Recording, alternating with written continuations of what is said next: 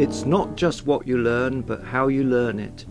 Now, I passionately believe this to be true, as I failed Woodwork GCE O-level at the age of 16 at school with the rest of the class under a poor woodwork teacher. Less than a year later, I gained A grade at A-level under an inspiring teacher who just made learning woodwork fun. In fact, I made my first guitar at school in a weekend, working throughout 2 nights until it was finished. Well, today, with all the technology under the sun, I find myself frustrated in not being able to find the perfect platform for, well, let's take for instance a teaching program that shows woodworkers how to build an acoustic guitar the easy way. I'd love to use CD-ROM with auto-loading PowerPoint integrating text, diagrams and videos, but I'm told CD-ROM is a thing of the past, and computers are on the way out also. I looked at USB flash drives, as disk drives are on the way out, I'm told, and I'll next be told that woodworking is on the way out. You can see that I'm a bit of a rebel at heart. So I looked at ebooks and was told by an ebook forum that I'll never reach millions or sell millions unless I use the conventional formats such as EPUB or PDF that are read on an e-reader and sell through Amazon and Kindle etc. So what happened to the Choices Society? I didn't actually say I wanted to reach millions or make millions, but I would like to reach more woodworkers as well as those who've already shown interest in some of my quirky projects, such as the micro catamaran that fits into the back of a small car. I don't like PDFs. They are great looking for workshop manuals, but I'm offering far more than a manual. And some of my publications are craft biographies that are illustration rich.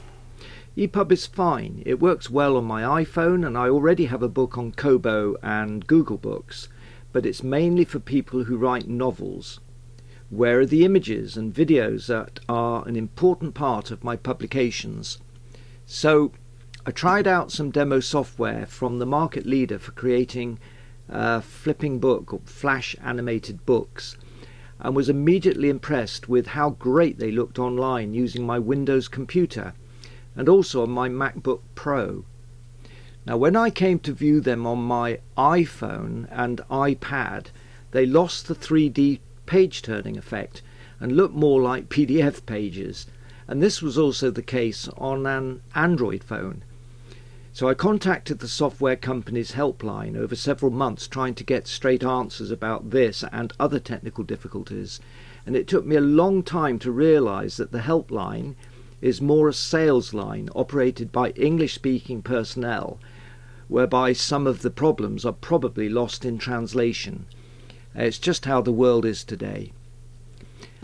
I did actually commit to purchasing a quite expensive business version, which allowed me to use my own logo on the preloading page, and it offered security features that I later discovered only worked on a computer and that would require roll-on extra costs to facilitate on mobile devices. Well, that's no good.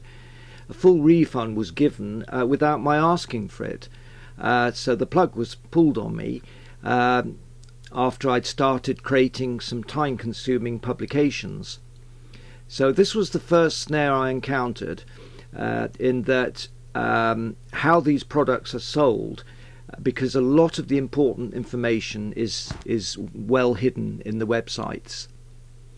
I then tried out what the reviews referred to as the next best software, except they were not really critical reviews, but more a copy of each company's sales description. I thought I'd found a better option that loaded as a flipping book on the increasingly popular tablets, only to find it lacked the table of contents and search features. Now they're really important for the technical publications I envisage creating.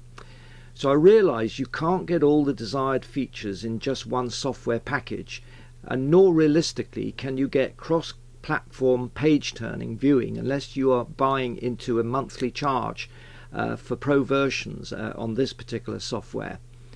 I uploaded a couple of comparative publications onto my website using these 2 leading software brands, and I found I came full circle in preferring the first one after all. When I viewed these publications at my local computer superstore, I accessed the samples using the latest Windows 8 on a laptop. That worked fine. I also tried the new iPad mini and also a few other tablets using Android. I came to the conclusion that the software I first tried out was overall better in that although it only displayed as flat pages similar to PDF on a tablet, it was overall just a better looking and more tweakable software. And as I say, the way it looks is very, very important. It also offered an important advantage regarding ease of editing a book during its creation. Any author knows that spelling mistakes and punctuation errors crop up from nowhere in the finished publication, no matter how hard you try and proofread. And with the PDF file import, the whole book needs to be re-imported in one go just for one spelling error. Now, I discovered that my old Microsoft Publisher files, which I format for creating page layouts that involve text and illustrations, I discovered that I could separate out single pages and just re-import a single page if I discovered an error after publication. So from an author's point of view, it's a very important consideration, and one that was not actually promoted by the software company.